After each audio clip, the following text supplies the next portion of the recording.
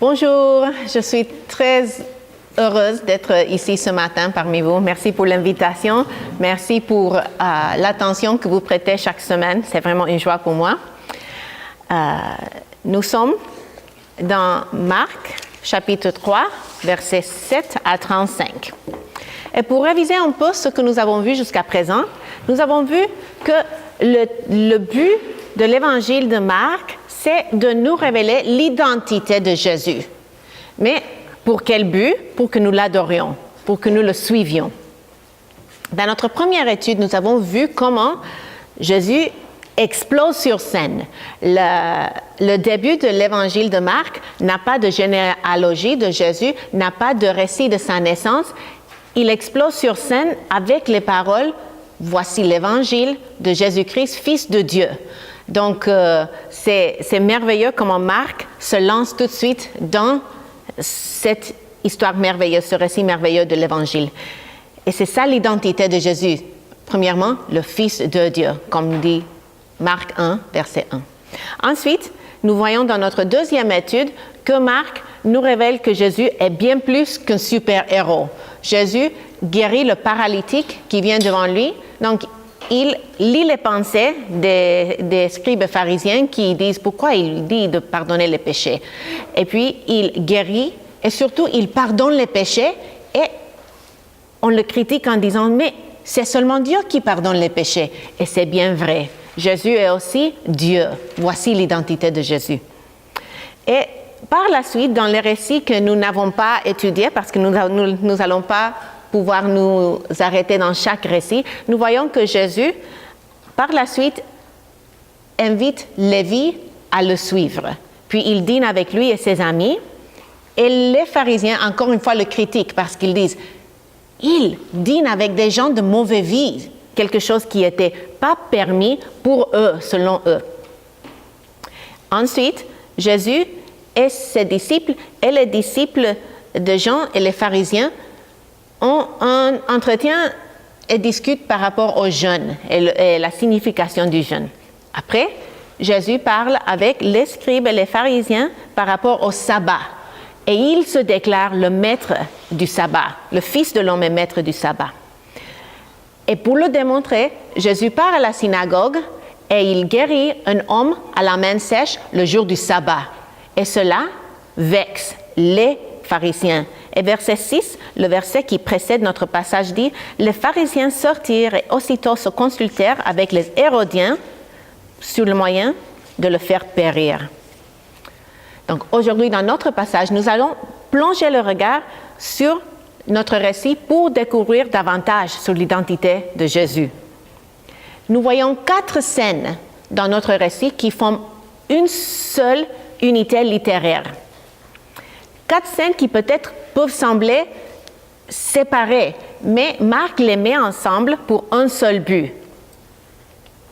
Nous allons voir un verbe qui se répète dans chaque scène. Et j'aimerais vous encourager, quand vous lisez votre Bible et vous voulez l'étudier un peu plus à profondeur qu'une simple lecture, une autre piste que je vous donne, comme je vous ai donné la première fois, est de chercher à voir s'il y a des verbes ou des mots qui se répètent. Dans notre passage, le verbe « venir » ou un mot semblable se répète dans chaque de ces 4 scènes que nous allons voir ensemble.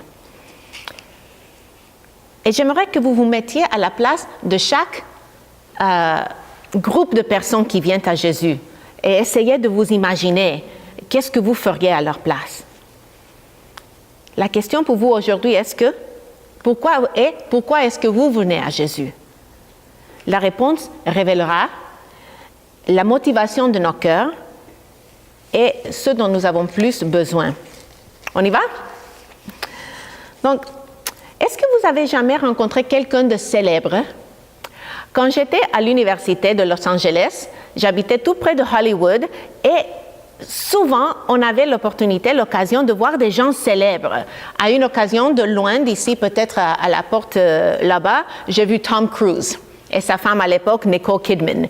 À une autre occasion, je suis allée au restaurant de Arnold Schwarzenegger et j'ai vu Arnold Schwarzenegger et sa femme à l'époque, Maria Shriver. Et puis, quand j'étais à Chicago, je faisais mes études au séminaire. Je travaillais pour une agence à but non lucratif qui servait les personnes âgées. Et nous avons eu une gala de bienfaisance pour récolter des fonds. Et une chanteuse assez connue à l'époque qui s'appelle Lisa Loeb venait donner un concert, un spectacle. Et comme je travaillais à cet organisme, j'ai dû jaser avec elle pour planifier le programme. Et elle était tellement gentille que je sentais comme si on était amis. Et la blague avec ma meilleure amie à l'époque, ma coloc, c'était que, oh, Lisa Loeb, elle s'appelait Lisa Loeb, elle est mon amie. Mon amie Lisa Loeb, c'est le blague. Et puis, je blaguais, mais je savais qu'en réalité, elle n'était pas mon amie. Je ne la connaissais vraiment pas et elle ne me connaissait pas. Et quelle est la marque d'une vraie amie? C'est quelqu'un qui nous connaît intimement, avec qui on veut être, avec qui on veut passer du temps. Et nous allons voir comment ça c'est relevant aujourd'hui. Aujourd'hui, nous allons visionner 4 scènes de 4 groupes qui viennent à Jésus.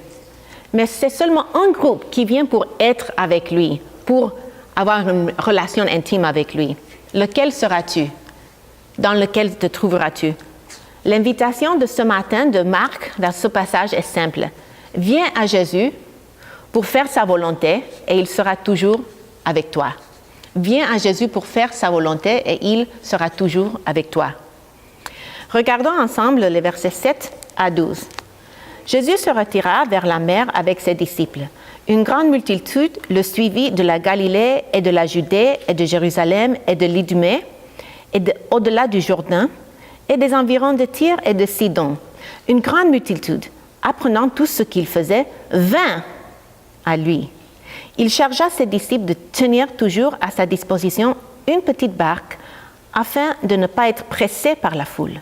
Car comme il guérissait beaucoup de gens, tous ceux qui avaient des maladies se jetaient sur lui pour le toucher. Les esprits impurs, quand ils le voyaient, se prosternaient devant lui et s'écriaient « Tu es le Fils de Dieu !» Mais il leur recommandait très sévèrement de ne pas le faire connaître. Donc nous voyons dans le verset 7 que Jésus se retira vers la mer. Et où était-il avant? Il était à la synagogue. Donc de la synagogue, il se retire vers la mer. Dans les Écritures, dans l'histoire de la rédemption, la mer représente le danger et le chaos. Le peuple à cette époque avait peur de la mer. C'est d'ailleurs pourquoi en Apocalypse 21, verset 1, il dit que dans le nouveau ciel et la nouvelle terre, la mer ne sera plus. Il se retira avec ses disciples. Marc nous a déjà dit dans les récits précédents que Jésus avait déjà choisi 5 hommes. Simon, son frère André, Jacques et Jean, les frères, et Lévi. Et parmi ces disciples qui le suivaient, il y avait un groupe élargi. Et c'est parmi cet groupe élargi qui le suivait, des hommes et des femmes, c'est parmi eux que Jésus va choisir les autres 7 pour former les 12 disciples. C'est aussi parmi ce groupe qui l'a suivi depuis son baptême qu'en Actes chapitre 1, ils vont choisir le remplaçant de Judas. Parce que, comme on le sait, Judas a pris sa propre vie et on l'a remplacé avec Matthias, qui était parmi ce groupe élargi qui suivait Jésus depuis son baptême.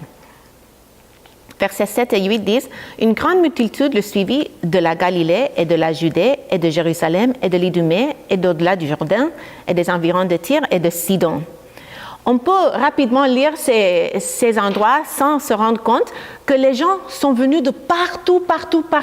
La réputation de Jésus avait été tellement répandue que les gens viennent d'abord de la Galilée, donc de l'endroit où se trouve Jésus présentement, des locaux. Mais aussi de Judée et de Jérusalem, veut dire que les gens s'étaient déplacés du royaume du sud jusqu'au royaume du nord pour voir Jésus.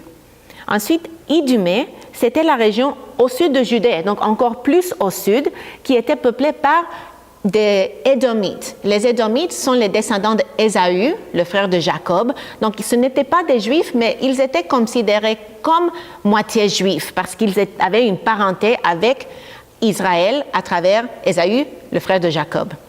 Ensuite, les gens de Tyr et Sidon, ça, c'était des gens qui venaient du nord de la Galilée, donc de l'autre côté de Idumée, et c'était une région païenne.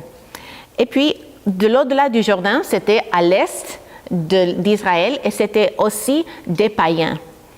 Donc, ce que j'aime de ce passage, c'est que Jésus, son but principal n'était pas de guérir les malades et chasser les démons, mais il ne pouvait pas s'empêcher de démontrer la compassion envers cette foule qui venait des nations pour trouver la guérison. Marc chapitre 10, verset 14 dit « Car le Fils de l'homme est venu non pour être servi, mais pour servir et donner sa vie comme rançon de beaucoup. » Le mot « beaucoup » est le même mot que « multitude » dans notre passage. Et ça, c'est nous. Ce qui est merveilleux de ce passage, c'est que je m'identifie d'abord avec cette foule, parce que, comme eux, je suis affligée et malade. J'ai une maladie incurable, qui est le péché. Et Jésus vient guérir la pire des maladies. Mais aussi, je m'identifie avec cette foule parce que, parmi eux, il y avait beaucoup de païens. Et moi, comme vous, je ne suis pas descendante physique d'Abraham, j'étais parmi cette foule représentée par les gens des nations qui sont venus vers Jésus et il leur a démontré la compassion. Jésus est venu pour nous aussi. Gloire à Dieu. Versets 8 à 10 disent « Une grande multitude, apprenant tout ce qu'il faisait, vint à lui. Il chargea ses disciples de tenir toujours à sa disposition une petite barque afin de ne pas être pressés par la foule. Car comme il guérissait beaucoup de gens, tous ceux qui avaient des maladies se jetaient sur lui pour le toucher. » Quand on habitait au Sénégal, j'aimais beaucoup aller au marché. Les marchés de fruits et légumes, les marchés de tissus africains ou même les marchés d'habits en occasion qui c'était comme des grandes friperies à l'air ouvert. Et une fois, Dan et moi, on est allés à un marché de tissus africains, mais on ne s'était pas rendu compte que c'était la veille de la fête musulmane la plus grande de l'année. Donc, le marché était tellement plein qu'on ne pouvait même pas circuler et on portait les sacs à dos devant, comme ça, pour nous protéger, pour ne pas être piqués, pour qu'on ne pique pas notre portefeuille. Et finalement, on a dû rentrer sans rien acheter parce qu'il y avait trop de monde. Et je m'imagine que c'était un peu comme ça, ce jour-là, dans notre récit, sauf que à l'encontre de mon expérience au Sénégal, où les gens me laissaient tranquille, ici, tout le monde vient vers Jésus pour le toucher et il risque d'être écrasé par la foule. Donc, il prend une barque et il se retire un peu pour qu'il y ait assez d'espace et sécurité pour qu'il puisse partager la parole, parce que c'est quand même son but principal. Il faut comprendre la foule quand même. À cette époque, il n'y avait pas de pénicilline, il n'y avait pas d'antibiotiques et les gens mouraient à une basse âge de maladies qui sont faciles à traiter aujourd'hui. J'aurais fait la même chose si j'étais à leur place. Donc, dans chaque récit, nous allons nous demander, dans chaque scène, nous allons nous demander la question, pourquoi vient-il à Jésus? Dans le cas de la foule, il vient à Jésus pour trouver la guérison. Donc, dans chaque scène, nous allons nous poser la même question aussi. Pour la foule, qui est Jésus? Il est un guérisseur et un prophète. Voici l'identité de Jésus. Est-ce que c'est vrai? Oui, c'est vrai. Jésus dit de lui-même en Marc 6, 4, « Un prophète n'est méprisé que dans sa patrie, parmi ses parents et dans sa maison. » Jésus était bien un prophète et il se déclare prophète. Sauf qu'il y était beaucoup plus qu'un prophète, comme nous le savons. Versets 11 et 12 dit, « Les esprits impurs, quand ils le voyaient, se prosternaient devant lui et s'écriaient, « Tu es le Fils de Dieu !» Mais il leur recommandait très sévèrement de ne pas le faire connaître. Chez la multitude, l'identité de Jésus était nébuleuse. Mais chez les démons, c'était clair. Ils savaient bien qui était Jésus. Mais est-ce qu'ils se soumettaient à son autorité? Est-ce qu'ils faisaient sa volonté? Pas du tout, n'est-ce pas? Les démons haïssaient Jésus. Jacques 2, verset 19 dit, « Tu crois qu'il y a un seul Dieu. Tu fais bien. Les démons aussi le croient. Et ils tremblent. » Tout cela pour dire que croire en Jésus ne suffit pas. Si nous ne nous soumettons pas à lui, si nous ne faisons pas sa volonté, nous ne sommes pas mieux que les démons. C'est effrayant. Nous devons nous soumettre à lui. De plus, est-ce que Jésus voulait de leur témoignage? Est-ce que Jésus voulait que les gens connaissent son identité de la bouche de ces démons? Pas du tout. Parce que les démons étaient l'ennemi de Jésus et de toute l'humanité. Si un jour je me trouve au tribunal, je ne voudrais pas que mes ennemis viennent témoigner pour moi. De plus, l'heure n'est pas encore venue pour que Jésus révèle son identité, parce que les gens de son époque attendaient un Messie militaire. Et Jésus aurait pu être pris par force pour qu'on le fasse roi si les gens comprenaient complètement son identité. Donc, il le révèle petit à petit. Mais nous qui connaissons l'histoire, est-ce que nous cherchons plus qu'une simple guérison chez Jésus? Viendras-tu à lui pour te soumettre à lui? Jésus t'invite à faire sa volonté et il sera toujours avec toi. Maintenant, nous venons à notre deuxième scène.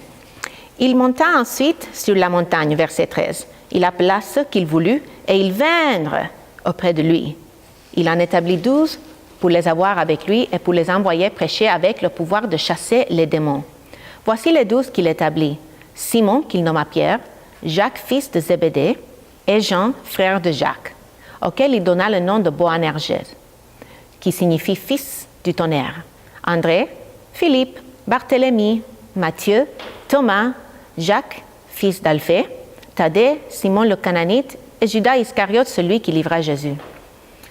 Donc le verset 13 dit qu'il monta à la montagne. Du bord de l'eau, où se trouve le chaos, à la montagne où se trouve la présence de Dieu.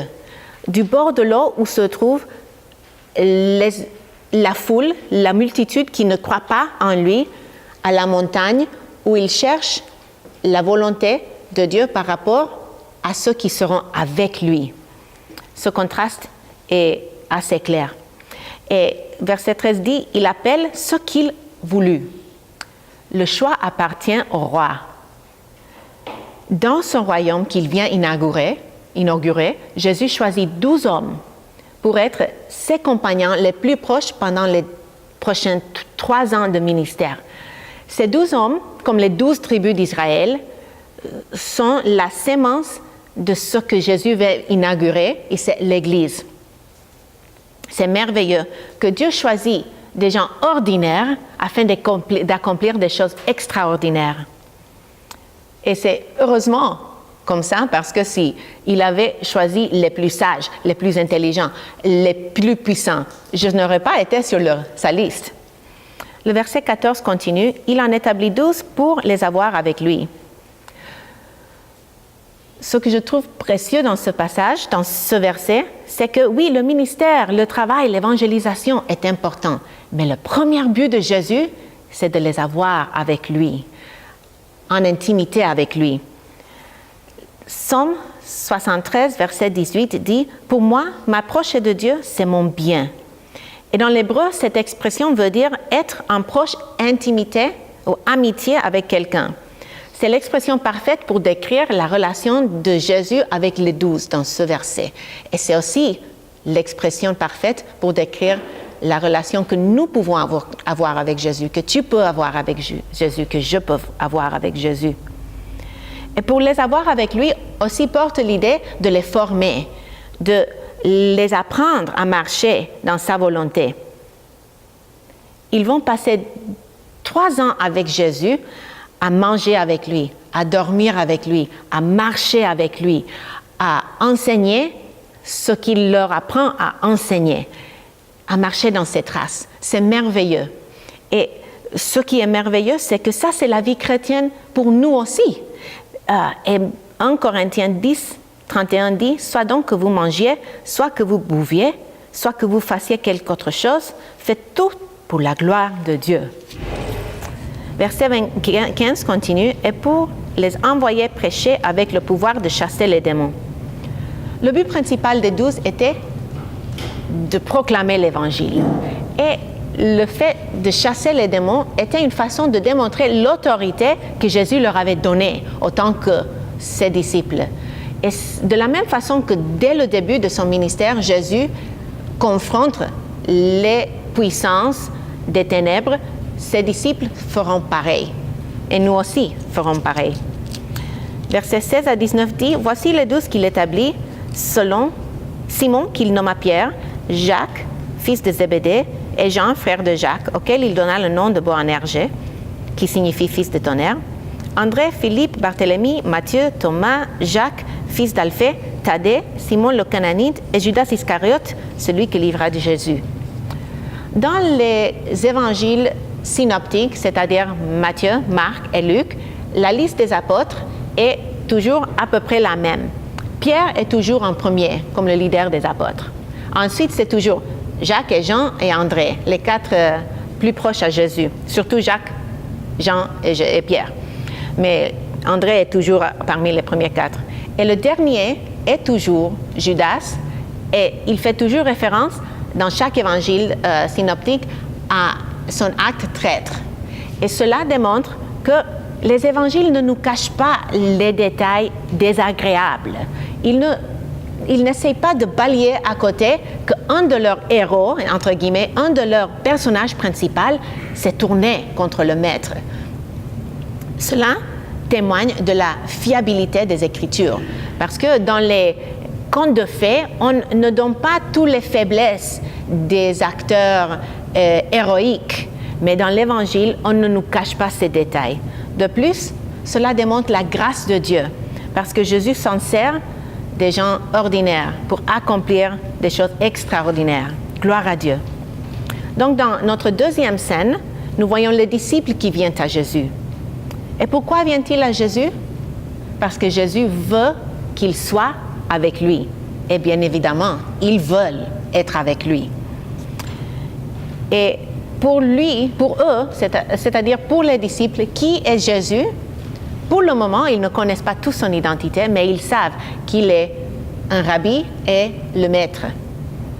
Mais nous qui connaissons la fin de l'histoire, savons bien plus. Viens à Jésus pour faire sa volonté, et il sera toujours avec toi. La troisième scène, versets 20 à 30. Ils se rendirent à la maison, et la foule s'assembla de nouveau, en sorte qu'ils ne pouvaient même pas prendre leur repas. Les parents de Jésus, ayant appris ce qui se passait, vinrent pour se saisir de lui, car ils disaient, « Il est hors de sens !»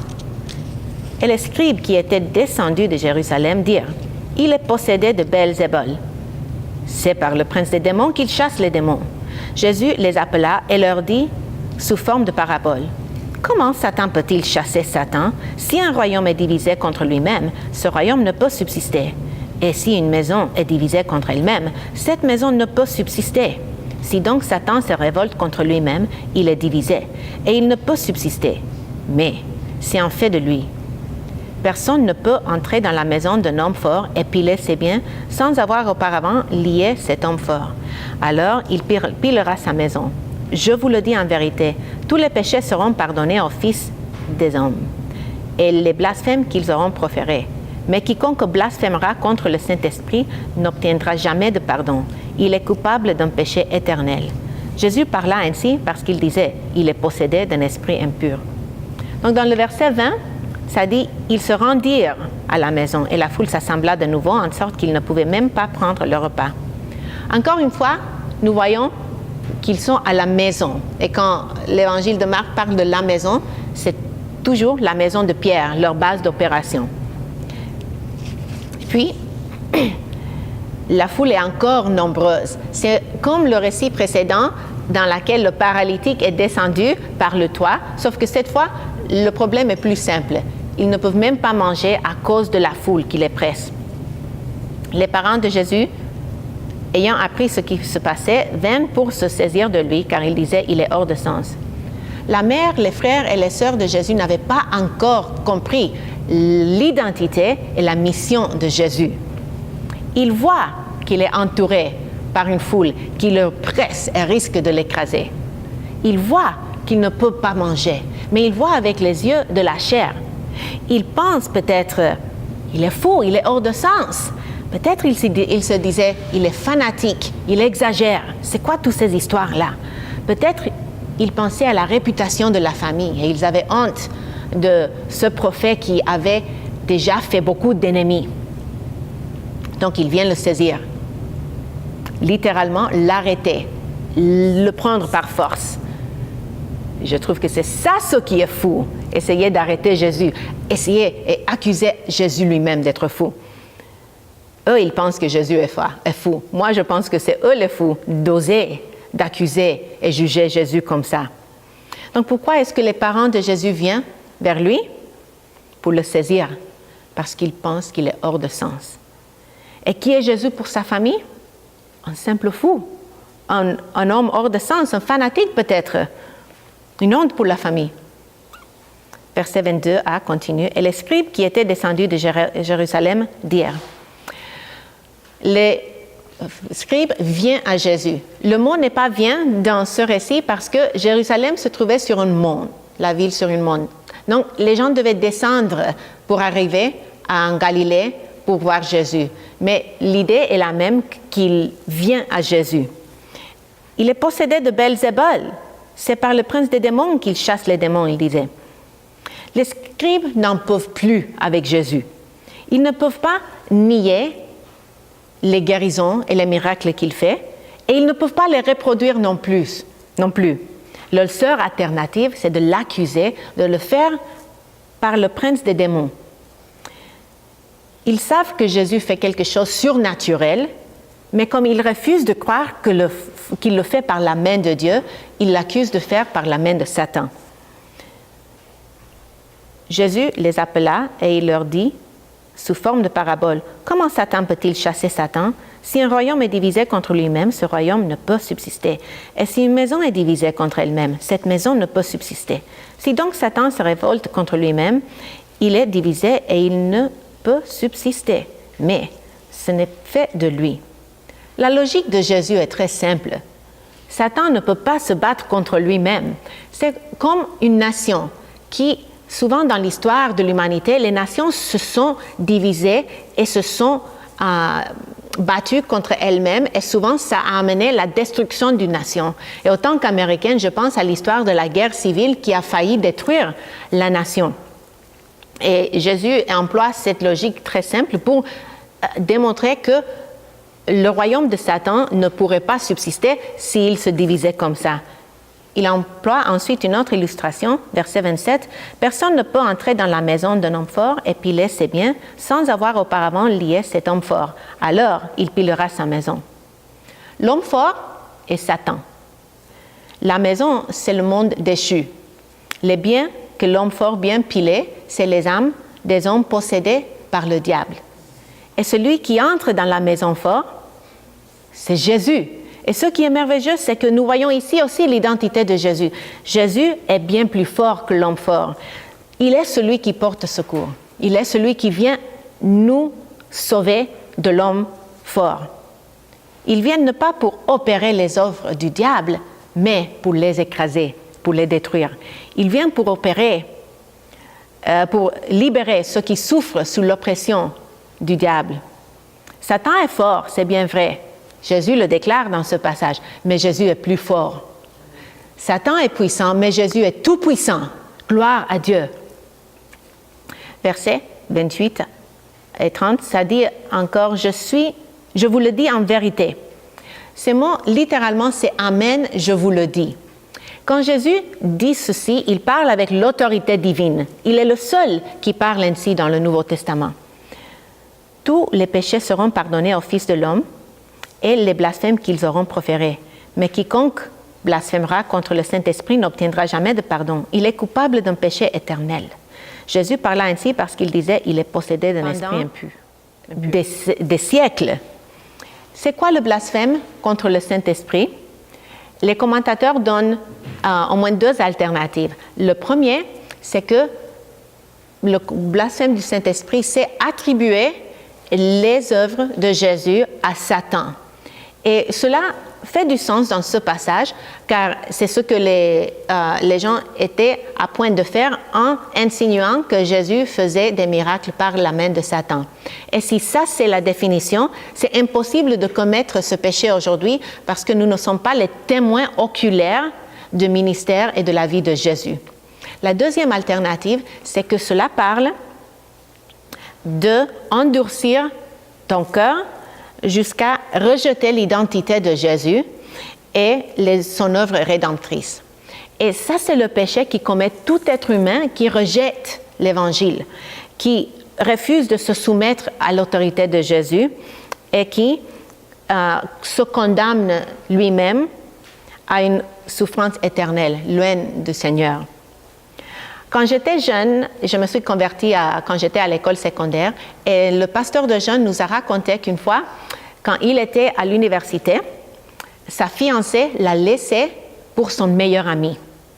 Et il était tellement brisé et il a vécu une vraie crise de foi.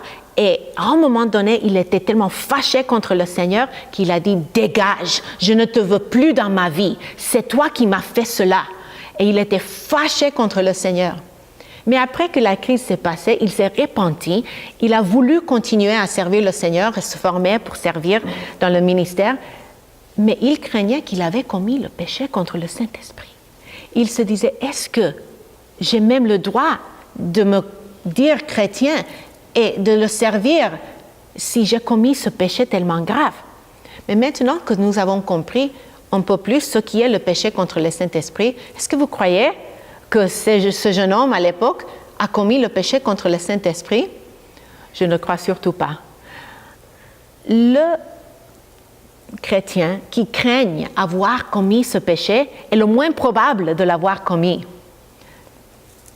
De plus, la grâce de Dieu est suffisante pour couvrir tous nos péchés si nous nous repentons. La personne qui commet le péché contre le Saint-Esprit ne cherche pas le pardon de Dieu, mais s'endurcit de plus en plus. Mais la personne qui cherche à demander pardon s'il a osé dire un mot contre l'Éternel, est la personne qui reçoit la grâce. Parce que la grâce de Jésus, la grâce que Jésus nous offre par l'Évangile, n'est pas pour les péchés mignons, n'est pas pour le petit péché, si on peut le dire comme ça. C'est pour les grands péchés. Et nous sommes tous couverts par cette grâce si nous nous repentons et cherchons à faire sa volonté. Donc pourquoi est-ce que le scribe vient à Jésus? Il vient pour l'accuser. Et qui est Jésus pour le scribe? Il est un faux prophète qui opère des miracles par la main de Satan. Et qui est Jésus pour toi? Encore une fois, je vous invite, viens à Jésus pour faire sa volonté et il sera toujours avec toi.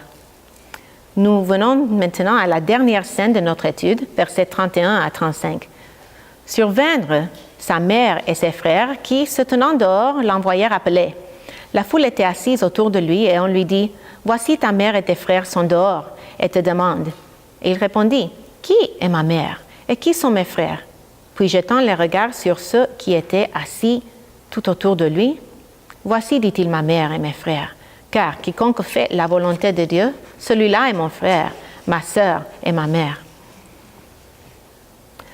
Dans ces versets, nous voyons ce qu'on appelle dans les commentaires un sandwich martien ou un sandwich chez Marc. C'est-à-dire, dans le verset 21, dans la scène précédente, Marc a déjà introduit les parents de Jésus. Après, il continue avec le récit des scribes qui accusent Jésus et il revient aux parents de Jésus. Pourquoi est-ce que Marc fait cela, de faire ce sandwich avec les scribes au milieu? Peut-être c'est pour démontrer que ce que les parents de Jésus font, c'est très grave. Peut-être pas aussi grave qu'accuser Jésus d'opérer des miracles par la main de Satan, mais c'est grave quand même d'accuser Jésus d'être fou. De plus, nous voyons dans cette scène que ses propres parents ne le connaissaient pas. Ils n'avaient pas compris sa mission. Ils sont dehors. Ses disciples sont à l'intérieur. Ils sont en train de faire leur propre volonté. Ses disciples font la sienne. Ils sont hors de la communion avec Jésus. Les disciples sont à l'intérieur avec lui, en communion avec lui. Sa famille vient pour faire sa propre volonté, pour l'arrêter. le prend par force. Les disciples sont là pour faire sa volonté, pour être à son écoute. La foule était partie. Et nous voyons cela parce que maintenant, Jésus a le temps apparemment pour manger ou au moins pour s'asseoir avec ses disciples. Donc, il y a assez d'espace dans la maison. Donc, ce groupe-là est un groupe de fidèles, de disciples. Peut-être le groupe élargi est aussi les 12. Et aujourd'hui, comme la famille de Jésus, beaucoup de gens jugent Jésus. Beaucoup de gens disent qu'il ferait différemment si c'était eux qui régnaient sur l'univers. Ils critiquent le Seigneur pour la façon qu'il gère la création.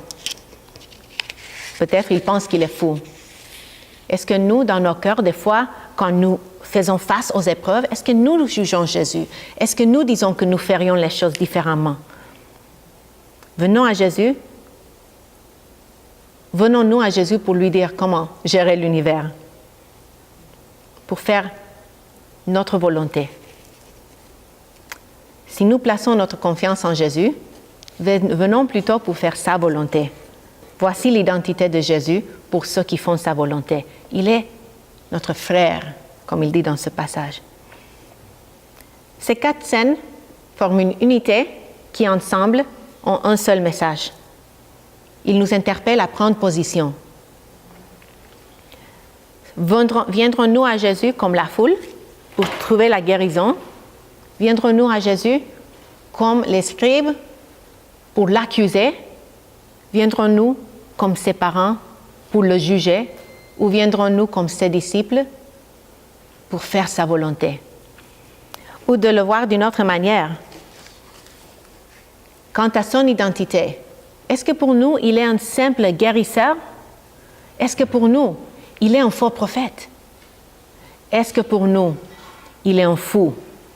Ou est-ce que pour nous, il est le maître dont nous voulons faire sa volonté? Ces 4 saints ont pour but de susciter en nous le désir que Jésus nous appelle, comme il a appelé les 12. Et ce qui est merveilleux, c'est que dans l'Évangile, il l'a déjà fait. Il nous a déjà appelés pour être avec lui. Donc, je vous invite ce matin, si vous ne l'avez pas encore fait, venez à Jésus pour faire sa volonté et il sera toujours avec vous. Et si vous avez déjà fait ce choix, si vous avez déjà répondu à cet appel, marche dans l'intimité que Jésus offre. Il veut être avec toi. Cherche à faire sa volonté et il promet d'être avec toi. Et sache que dans ta propre chair, dans ma propre chair, nous ne sommes pas capables de faire sa volonté. Mais le don de Dieu dans l'Évangile, c'est que le Saint-Esprit vient demeurer en nous et nous rend capables de faire sa volonté. Gloire à Dieu. Amen. Prions.